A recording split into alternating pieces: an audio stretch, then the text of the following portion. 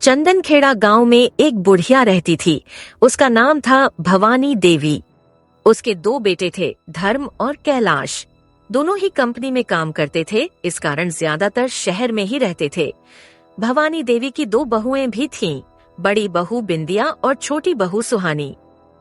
एक दिन भवानी देवी आंगन में बैठी चूल्हा जला रही थी। बिंदिया पास में बैठी सब्जी काट रही थी। अरे बिंदिया, जल्दी जल्दी कर, तेरे हाथ में तो मिठास है। तेरे हाथ के काम की बात ही कुछ और है। माँ जी, आप भी मेरी इतनी तारीफ करती हैं। अरे बिंदिया बहू, सच कहती हूँ, तू तो लक्ष्मी का रूप है। और एक वह कलमुही, जब से घर में आई है तब से घर में कोई अच्छा काम नहीं हुआ है। दूसरी ओर छोटी बहू सुहानी गांव के नलके से पानी भरने गई थी। वहीं पास में खड़ी 2 औरतें पानी भरते हुए बातें कर रही थीं। सुन गीता, तुझे पता है भवानी देवी अपनी बड़ी बहू को तो अपनी बेटी मानती है और छोटी बहू से ठीक से बात भी नहीं करती। हाँ बहन, बुढ़िया को गरीब घर की बहू पसंद नहीं। छोटी बहू कितनी सीधी सादी है, फिर भी उसे कोई पूछता ही नहीं। पास में ही खड़ी छोटी बहू सुहानी उनकी बातें सुन लेती है और चुपचाप पानी का मटका लेकर आती है। उसके कपड़े भी गीले थे, वह थोड़ी थकी हुई लग रही थी। माँ जी, नलके का पानी आज कुछ गंदा था, पर मैं ले आई। हाँ ठीक है, रख दे। और हाँ, चूल्हे के पास मत आना, कहीं सारी सब्जी खराब न हो जाए। सुहानी चुपचाप मटका रखकर अंदर चली जाती है। उसके चेहरे पर हल्की उदासी थी। घर के कोने में सुहानी चुपचाप बैठी थी। काश माँ जी मुझसे भी वैसे ही बात करती जैसे बिंदिया दीदी से करती हैं। मैंने तो कोई गलती भी नहीं की, बस इतना कि मैंने अपने मन से शादी कर ली। क्या यही मेरी सजा है? सुहानी की आंखों में आंसू आ जाते हैं। शाम का समय था। भवानी देवी और बिंदिया आंगन में बैठकर खाना खा रही थीं। सुहानी अंदर रसोई में बैठकर बर्तन धो रही थी। बेटा बिंदिया, तुम्हारे घर से कोई फोन आया क्या? माँ जी, भैया ने बोला है कि अगले महीने सावन में सबको घर आना है। अरे वाह, चल फिर तो मैं भी तेरे साथ चलूंगी। बड़े लोग हैं, हमारा खूब आदर सत्कार करेंगे। तभी सुहानी बाहर आती है और हल्के स्वर में बोलती है, माँ जी, सावन में मैं भी अपने मायके जाना चाहती थी। माँ की तबीयत कुछ ठीक नहीं है। तेरे मायके जाने का वक्त बाद में भी आएगा, पहले घर का काम देख। तेरे भैया भाभी तो वैसे भी गरीब हैं, क्या करेंगे तेरे लिए? कोई फायदा नहीं तेरे वहाँ जाने का। रात का समय था। सुहानी अपने कमरे में चटाई बिछाकर उस पर लेटी हुई थी, लेकिन उसे नींद नहीं आ रही थी। अमीर गरीब का फर्क लोग कभी नहीं भूलते। शायद मुझे चुप रहकर यह सब सहना होगा, लेकिन कब तक? अंधेरी रात में कहीं दूर कुत्ते भौंक रहे थे और गांव में हल्की ठंडी हवा बह रही थी। सुबह का समय था। आंगन में गाय बंधी हुई थी। बड़ी बहू बिंदिया दूध निकालकर रसोई में रख रही थी। अचानक उसका हाथ फिसल जाता है और दूध की बाल्टी गिरकर दूध फैल जाता है। क्या हो गया? माँ जी को पता लगा तो मुझे बहुत डांट पड़ेगी। कुछ देर सोचने के बाद उसके चेहरे पर चालाकी भरी मुस्कान आ जाती है। क्यों न यह इल्जाम सुहानी पर लगा दूं? वैसे भी माँ जी को उस पर भरोसा नहीं, वह मेरी बात झट से मान लेंगी। बिंदिया आंगन में आती है। सुहानी वहीं पर कपड़े धो रही थी। अरे सुहानी, मेरी कमर में तो थोड़ा दर्द हो रहा है, जरा कमरे में रखी चादर तो ले आ। अच्छा दीदी, मैं अभी लेकर आती हूँ। सुहानी बेअंजान सी होकर कमरे की तरफ चल पड़ती है। जैसे ही सुहानी कमरे में दाखिल होती है, बिंदिया तुरंत आंगन में जाती है और अपनी सास भवानी देवी को बुलाती है। माँ जी, जल्दी चलो, देखो सुहानी ने क्या कर दिया। दोनों जल्दी जल्दी कमरे में पहुंचते हैं। सुहानी चादर उठाई खड़ी थी और दूध जमीन पर गिरा हुआ था। यह देखकर भवानी देवी गुस्से से लाल हो जाती है। ये क्या है सुहानी, इतना सारा दूध गिरा दिया? अरे कलंकनी, कभी कुछ अच्छा करेगी नहीं। माँ जी, मैं तो अभी अभी आई हूँ। ये दूध पहले से ही गिरा हुआ था। अरे माँ जी, यह झूठ बोल रही है। मैंने देखा कि यह बर्तन से टक्कर मार गई और अब बातें बना रही है। नहीं दीदी, मैं कसम खाती हूँ, ये दूध मैंने नहीं गिराया। बस ज्यादा जुबान मत चला। तूने गलती की है और अभी इसकी सजा मिलेगी। आज घर का सारा काम तू ही करेगी। और हाँ, गाय को जंगल में तुम ही चरा कर लाना। और आज उसी तरह मेहनत करना जैसे अपने मायके में करती हो। ठीक है, मैं कर लूंगी। सुहानी चुपचाप कमरे से निकल जाती है। उसके हाथ कांप रहे थे, चेहरे पर बेबसी थी। आंगन के कोने में बैठी सुहानी अपने आप से सोच रही थी। जो गलती मैंने की ही नहीं, उसका बोझ भी मुझे ही उठाना होगा। यह दुनिया कभी सच का साथ क्यों नहीं देती। इस प्रकार सुबह से बिना रुके सुहानी घर का काम कर रही थी। घर में झाड़ू निकालना, पानी लाना, सब कुछ सुहानी के हिस्से में आ गया था। कपड़े धोने के बाद वह रसोई में जाती है। एक झोले में कुछ रोटियां और थोड़ी सी सब्जी रखती है। जंगल का रास्ता बहुत लंबा है, वापस आने में देर हो जाएगी। यही रास्ते में खा लूंगी मैं। चुपचाप हाथ में खाने का झोला और गाय लेकर वह जंगल में चराने के लिए निकल पड़ती है। सुहानी के जाते ही आंगन में बिंदिया और भवानी देवी साथ बैठ जाती हैं। दोनों आपस में बात कर रही थीं। माँ जी, एक बात कहूँ, अगर यह सुहानी ऐसे ही जिंदा रही तो हमें लोगों के ताने सुनने पड़ेंगे। तू कहना क्या चाहती है बिंदिया बहू? देखो माँ जी, अभी अकेली जंगल गई है, वहाँ रास्ता सुनसान है। भगवान करे इसके साथ कोई हादसा हो जाए और यह जिंदा घर लौटे ही ना। ठीक कह रही है बिंदिया बहू। अगर यह मर गई तो मैं कैलाश की दूसरी शादी कर दूंगी, किसी अच्छे घर में, और वह भी अच्छे दहेज के साथ। हाँ माँ जी, आज ही मौका है।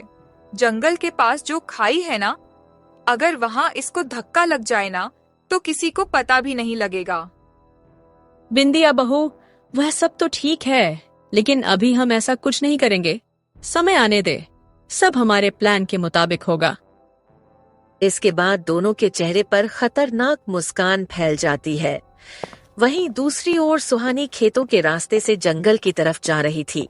सूरज सिर पर था। काश माँ जी और दीदी मुझे समझ पाती। मैं तो बस इस घर की बहू ही नहीं, उनकी बेटी बनना चाहती थी।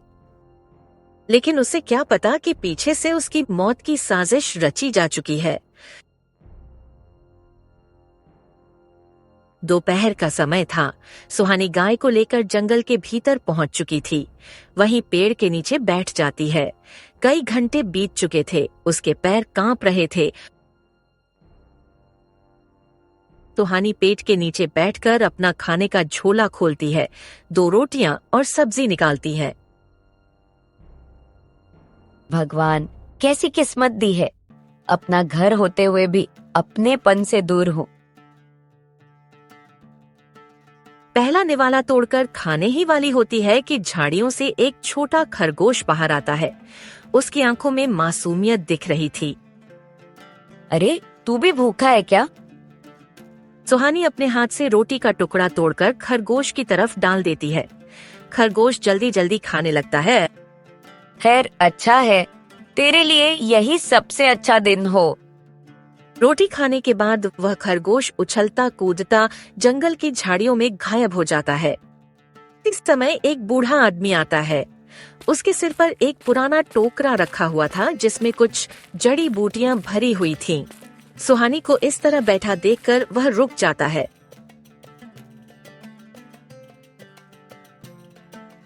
बेटी, तू इस सुनसान जंगल में अकेली क्या कर रही है? काका, मैं गाय को चराने के लिए यहाँ आई हूँ। पर यह तेरे चेहरे पर बेबसी और आंखों में आंसू। तू किसी मुसीबत में है क्या? सुहानी उसकी ओर देखती है। उसकी जुबान कांपती है, जैसे पहली बार किसी अजनबी से अपना दुख कह रही हो। काका, मेरा नाम सुहानी है। मैं चंदनखेड़ा गांव की रहने वाली हूँ, लेकिन मेरी सास और जेठानी मुझे अपनाती नहीं है। जो गलती मैंने की ही नहीं, उसके लिए मुझे रोज अपमान सहना पड़ता है। सुहानी पूरे शब्दों में अपनी कहानी बता देती है। काका गंभीर स्वर में बोलता है, यह दुनिया कभी कभी अच्छे लोगों को ही ज्यादा कसौटी पर परखती है।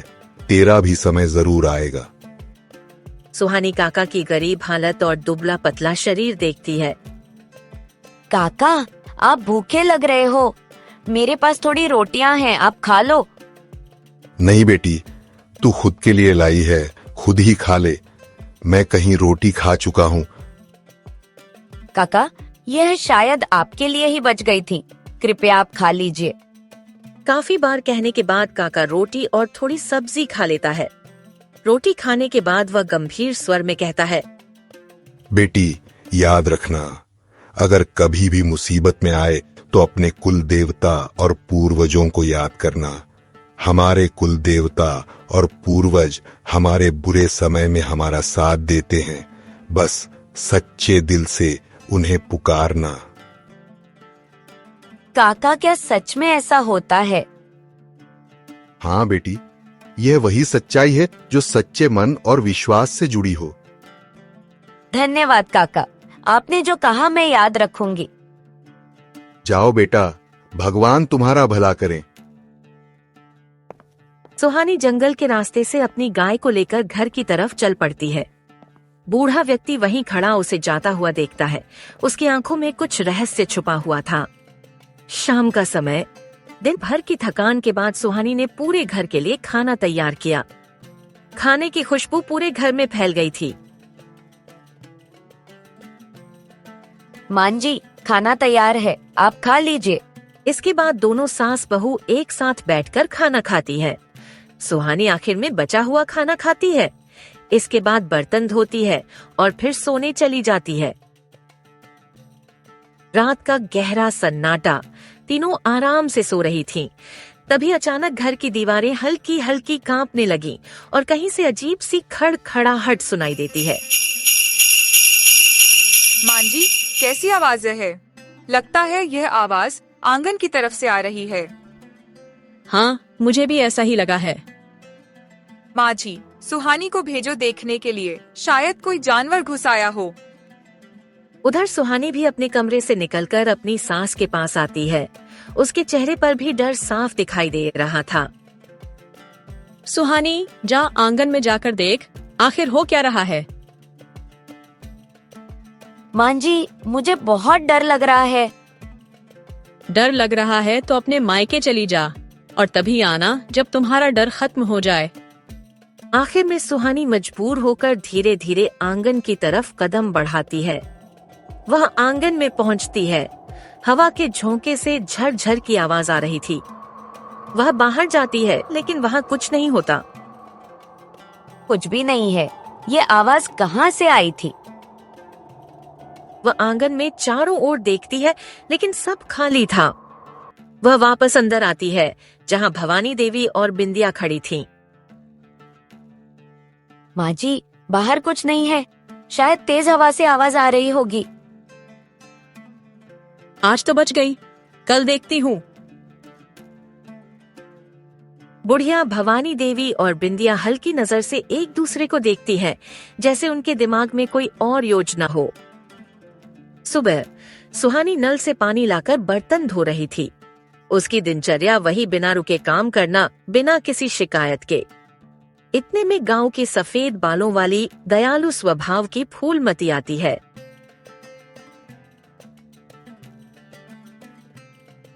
अरे भवानी देवी, सुना है पेट दर्द का चूर्ण बनाया है, जरा मुझे भी दे, कितना असरदार है। हाँ फूलमती, तू बैठ, मैं लेकर आती हूँ। भवानी देवी अंदर जाती है। फूलमती सुहानी के पास आकर धीरे से बोलती है, बेटी, तू कैसे ये सब सह लेती है? तेरी साथी और बड़ी बहू ने तो तेरा जीना हराम कर रखा है, आखिर क्यों सह रही है? अम्मा, किसे कहूँ, पति तो साल भर में एक बार आते हैं। मेरे माता पिता गरीब हैं, यदि उन्हें बता दूंगी तो चिंता में मर जाएंगे। पर बेटी, चुप रहना हमेशा अच्छा नहीं होता। दुनिया में कोई तो होना चाहिए जो तेरा पक्ष ले। मेरे लिए बस भगवान है और कोई नहीं। तभी भवानी देवी चूर्ण का डिब्बा लेकर बाहर आती है। फूलमती चुप हो जाती है और पीछे हट जाती है। ले फूलमती, यह चूर्ण, जल्दी जल्दी आना, तुझसे कुछ काम भी है। फूलमती डिब्बा लेकर निकल जाती है। रात में नारी आंगन के कोने में सुहानी सब्जी पका रही थी।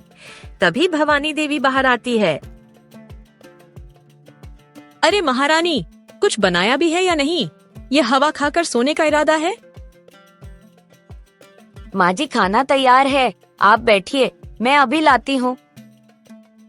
सुहानी थाली में सब्जी और रोटी रखकर भवानी देवी और बिंदिया के सामने देती है। उसके चेहरे पर कोई शिकायत नहीं थी। दोनों खाने लगती हैं और अपनी थाली से कुछ रोटियां छुपा लेती हैं। सुहानी और रोटियां हैं? नहीं माँ जी, रोटियां तो खत्म हो गई। हाँ, बनाने में भी आलस और खिलाने में भी कंजूसी। इसने तो आज तक भरपेट खिलाया ही नहीं। सुहानी यह सुनकर भी चुपचाप बर्तन उठाने लगती है। थोड़ी देर बाद बिंदिया अपनी बची हुई रोटियां आंगन में बैठे कुत्ते को चुपचाप डाल देती है। सुहानी सब देख लेती है पर कुछ नहीं कहती। रात गहरी हो गई थी। भवानी देवी, बिंदिया और सुहानी अपने अपने बिस्तर पर सो रही थीं। अचानक आंगन की तरफ से सरसराहट की आवाज आती है। तीनों उठकर बैठ जाती हैं। सुहानी, उठकर जा, देख उस कमरे में क्या है। माँ जी, मैं नहीं जा सकती, बहुत डर लगता है। डर लगता है तो यहाँ क्यों बैठी है? जा, वरना अभी निकाल दूंगी घर से। डरी सहमी सुहानी मजबूरी में उठती है। दरवाजा खुला हुआ था। अंदर गहरा अंधेरा था। जैसे ही वह अंदर कदम रखती है, भवानी देवी बाहर से दरवाजा बंद कर देती है। अंदर सुहानी चारों ओर देखने लगती है। अचानक कमरे के कोने में एक बड़ा सा सांप फन उठाए खड़ा दिखता है। बचाओ, कोई दरवाजा खोलो। बाहर से कोई जवाब नहीं आता। बाहर भवानी देवी बिंदिया से फुसफुसाती है। लगता है अंदर कोई खतरनाक जानवर घुस आया है। आज इससे छुटकारा मिल जाएगा। यह सुनकर बिंदिया खुश हो जाती है। कमरे के अंदर सुहानी दीवार से चिपकी खड़ी थी। सांप धीरे धीरे उसकी ओर बढ़ रहा था। मौत जैसे कदम दर कदम उसके पास आ रही थी। उसे बूढ़े काका की बात याद आती है। बेटी, मुसीबत में अपने कुल देवता और पूर्वजों को याद करना, वही तेरी रक्षा करेंगे। सुहानी आंखें बंद कर लेती है, हाथ जोड़कर बुदबुदाती है। हे मेरे कुल देवता पूर्वजों, अगर सच में आप मेरे साथ हैं तो मुझे बचा लीजिए। अचानक कमरे में हल्की सुनहरी रोशनी फैलने लगती है। सांप शांत हो जाता है, फन झुका देता है और किसी अदृश्य शक्ति के बस में कोने में चला जाता है। बाहर भवानी देवी और बिंदिया धीरे से दरवाजे के पास आती हैं। चल देखते हैं। अब तक तो जानवर ने उसका काम तमाम कर दिया होगा। मर गई होगी। वे दरवाजा खोलती हैं और अंदर जाती है। जैसे ही उनकी नजर कमरे के भीतर बसमाती है, उनकी आंखें फटी की फटी रह जाती हैं। कोने में ढेर सारे सोने चांदी के सिक्के और गहने चमक रहे थे। सुहानी सदमे और थकान से जमीन पर गिरी हुई थी। बिंदिया सोने की चमक से पागल होकर बोली, माँ जी, आज हमारी सारी मुसीबतें खत्म। यह खजाना, हमारी गरीबी भी खत्म। अब तो हम खूब मजे करेंगे। जैसे ही वह सोने को छूने के लिए हाथ बढ़ाती है, उसी कोने में बैठा सांप तेजी से फुफकारता है और एक झटके में दोनों के शरीर से लिपट जाता है। बचाओ बचाओ, कोई हमें बचाओ। यह आवाज सुनकर सुहानी हड़बड़ा कर उठती है। वह हैरानी से देखती है कि सब लोग सांप से चारों तरफ से लिपटे हुए हैं, लेकिन सांप उन्हें कोई नुकसान नहीं पहुंचा रहा, बस पकड़े हुए है। तभी कमरे के द्वार पर हल्की सुनहरी रोशनी और धुएं के बीच वही बूढ़ा काका प्रकट होता है जिससे सुहानी जंगल में मिली थी। सुहानी बहू, हमें बचा ले, हमसे गलती हो गई, अब कभी तेरा बुरा नहीं करेंगे। यह सुनकर सुहानी चुपचाप उन्हें देखती रहती है। उसकी आंखों में आंसू भर आते हैं। काका, इन्हें छोड़ दीजिए। चाहे इन्होंने मेरे साथ जैसा भी किया हो, लेकिन मैं नहीं चाहती कि ये मर जाएं। काका गंभीर स्वर में बोले। बेटा, तू सच में बहुत दयालु है। इन लोगों ने तेरे साथ बड़ा बुरा किया, तुझे मारने तक की कोशिश की, फिर भी तू इन्हें बचाना चाहती है। काका, पाप करने वालों को सजा देना ठीक है, पर उनकी जान लेना वह भगवान का काम है, इंसानों का नहीं। तेरे कहने पर इनकी जान बख्श देता हूं, लेकिन याद रख, अगर फिर कभी ये तेरे खिलाफ कुछ करेंगे तो मैं नहीं छोड़ूंगा। काका गहरी सांस लेते हैं और अपने डंडे से इशारा करते हैं। उनके इशारे से सांप वहीं से गायब हो जाता है। फिर काका बोले, सुन बेटी, वह खरगोश जो जंगल में तेरे पास आया था, वह भी तेरे पूर्वजों का भेजा हुआ दूत था। वह तेरी परीक्षा लेने आया था और तू उस परीक्षा में पास हो गई। इतना कहकर काका धीरे धीरे धुएं और रोशनी में विलीन हो जाते हैं। सब सुहानी के सामने आकर खड़े हो जाते हैं। सुहानी, हमने तेरे साथ बहुत गलत किया, लेकिन तूने फिर भी हमें बचाया। आज से मैं तुझे अपनी छोटी बहन मानूंगी। हाँ बेटी, यह धन अब तेरा है, तू ही रख ले, ये तेरी ही मेहनत और हक है। सुहानी ने नम्रता से कहा, नहीं मां जी, मैं इस घर की बहू हूँ। जो मेरा है वह आपका भी है। अब से यह धन हम सबका है। उनका परिवार अमीर हो जाता है, लेकिन सुहानी का दिल पहले जैसा ही सरल और दयालु रहता है। उसने उस धन का उपयोग गरीबों और जरूरतमंदों की सेवा में किया।